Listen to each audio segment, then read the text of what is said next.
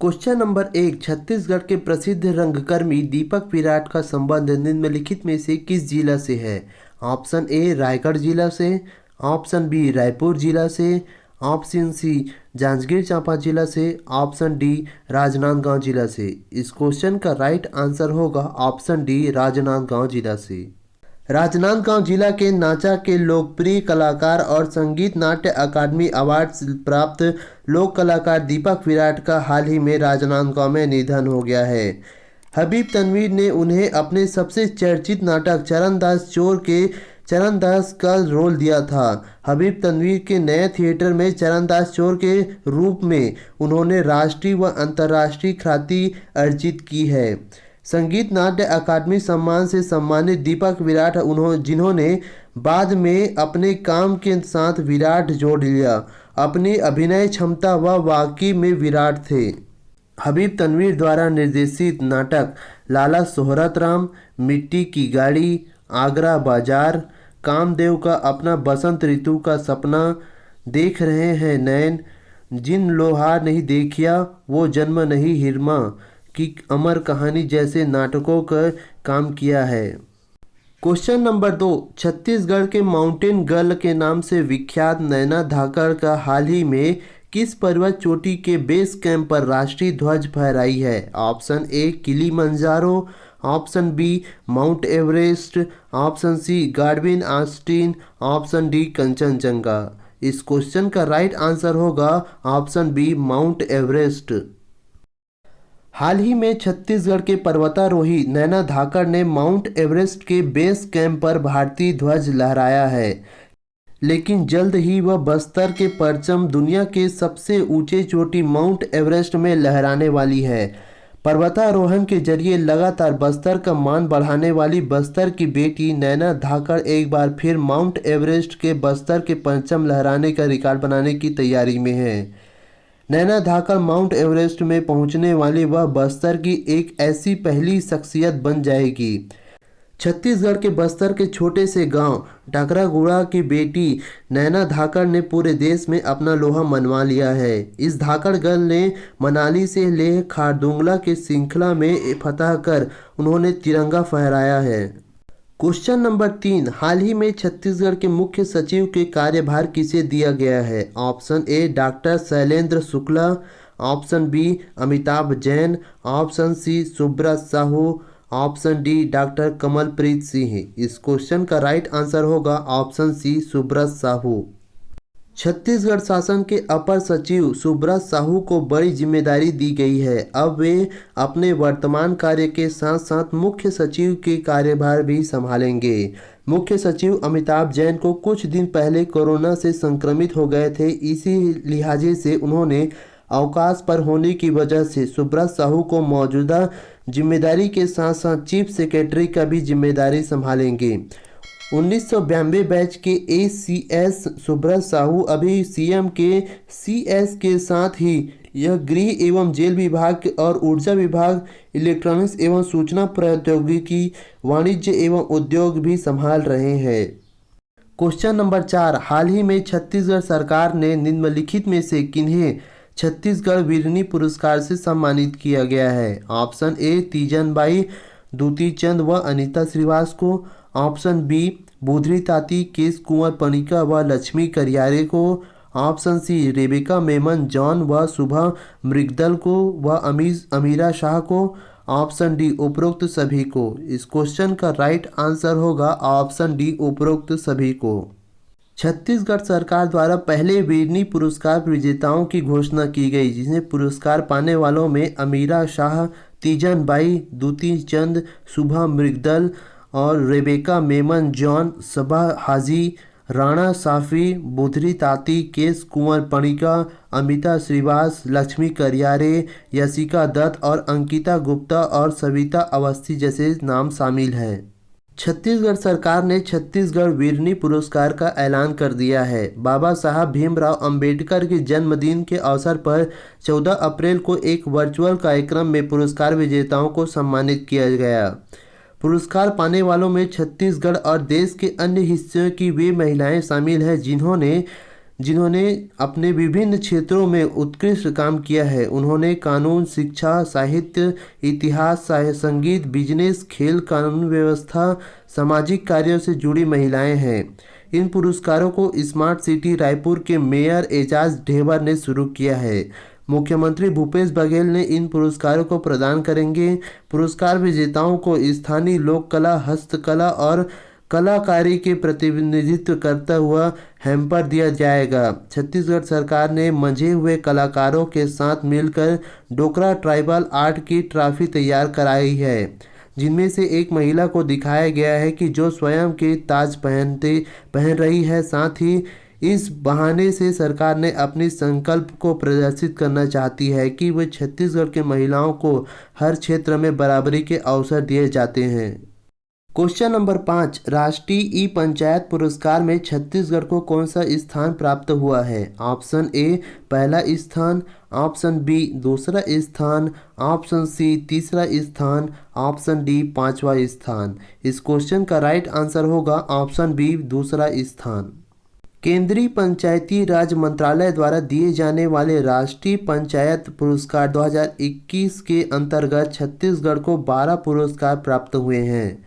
प्रधानमंत्री नरेंद्र मोदी द्वारा राष्ट्रीय पंचायती राज दिवस के अवसर पर नई दिल्ली में आयोजित वर्चुअल समारोह में विजेताओं को पंचायतों के खाते में पुरस्कार राशि का ऑनलाइन अंतरण किया गया है। यह लगातार दूसरा वर्ष है जब प्रदेश के पंचायती राज संस्थानों को उनके उत्कृष्ट कार्य के लिए राष्ट्रीय स्तर पर 12 से अधिक पुरस्कारों से नवाजा गया है।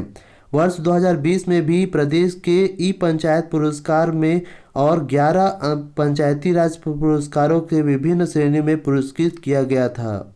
इन पंचायतों को मिला है पुरस्कार। प्रदेश की पंचायतों में आईटीसी अर्थात इंफॉर्मेशन एंड कम्युनिकेशन टेक्नोलॉजी के इस्तेमाल में बेहतर प्रदर्शन के लिए भारत सरकार द्वारा छत्तीसगढ़ को ई पंचायत पुरस्कार प्रदान किया गया। 3 अलग अलग वर्गों में दिए जाने वाले इस पुरस्कार में छत्तीसगढ़ के प्रथम वर्ग में असम के साथ संयुक्त रूप से दूसरा स्थान मिला है।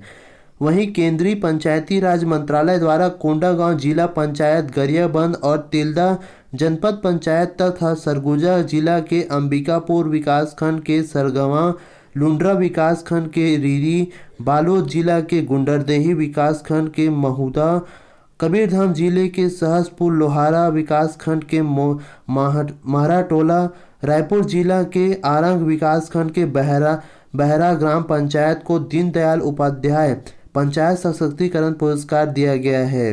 राष्ट्रीय पंचायत पुरस्कार 2021 के अंतर्गत बीजापुर जिले के भोपालपट्टनम विकासखंड के दूरस्थ वनांचल मोटराईगुड़ा ग्राम पंचायत के नानाजी देशमुख राष्ट्रीय गौरव पुरस्कार से सम्मानित वहीं रायपुर जिले के अभनपुर विकासखंड के नवा गांव को बाल हितैषी ग्राम पंचायत, आरंग विकासखंड के बहर ग्राम को पंचायत का विकास योजना के अंतर्गत पुरस्कार प्रदान किया गया है। क्वेश्चन नंबर 6, हाल ही में जारी पब्लिक अफेयर इंडेक्स में छत्तीसगढ़ को कौन सा स्थान प्राप्त हुआ है? ऑप्शन ए पहला स्थान, ऑप्शन बी तीसरा स्थान, ऑप्शन सी पांचवें स्थान, ऑप्शन डी छठवां स्थान। इस क्वेश्चन का राइट आंसर होगा ऑप्शन सी पांचवें स्थान।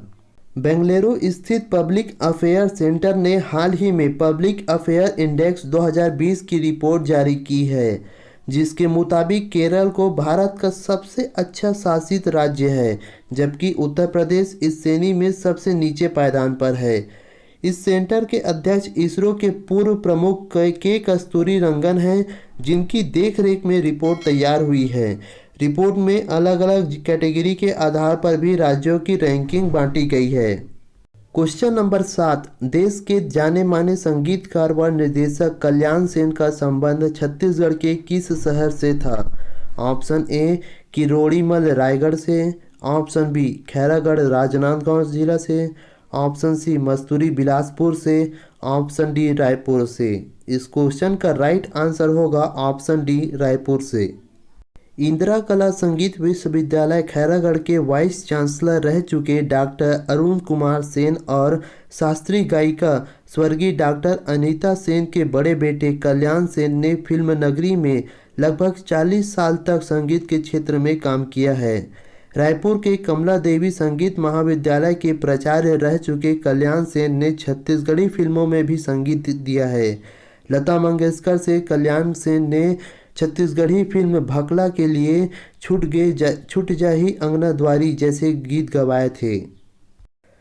क्वेश्चन नंबर 8, प्रदेश के किस वाइल्ड लाइफ सेंचुरी को देश के तीसरा हिरन अभ्यारण्य बनाने के लिए प्रस्तावित किया गया है?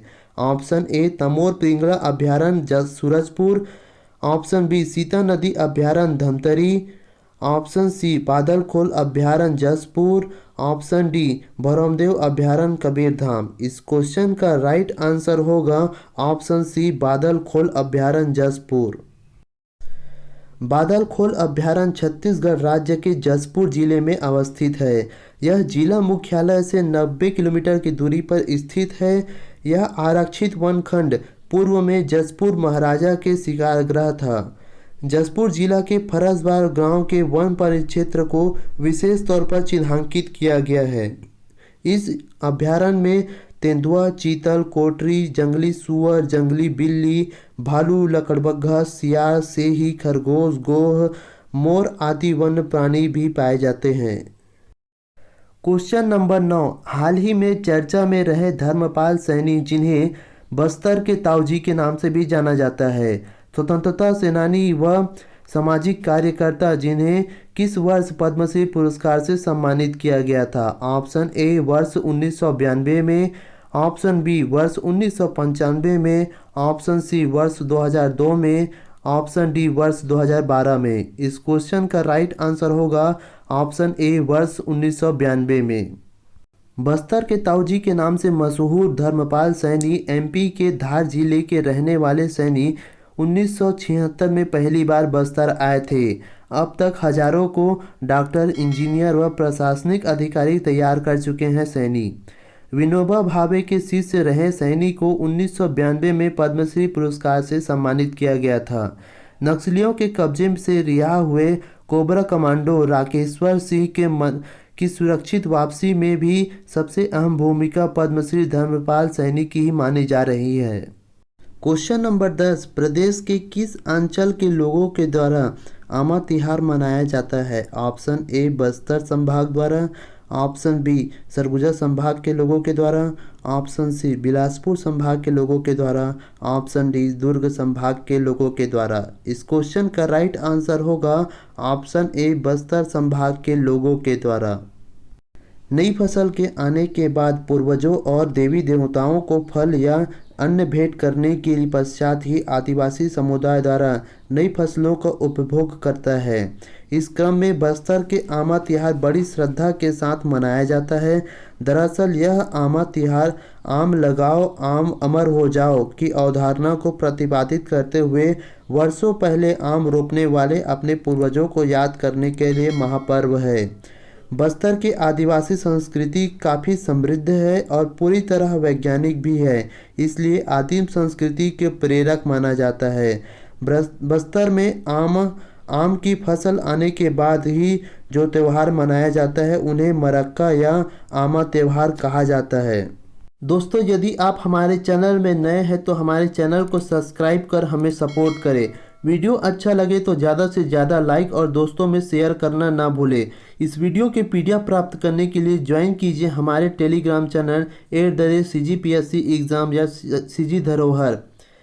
वीडियो के अंत तक बने रहने के लिए धन्यवाद।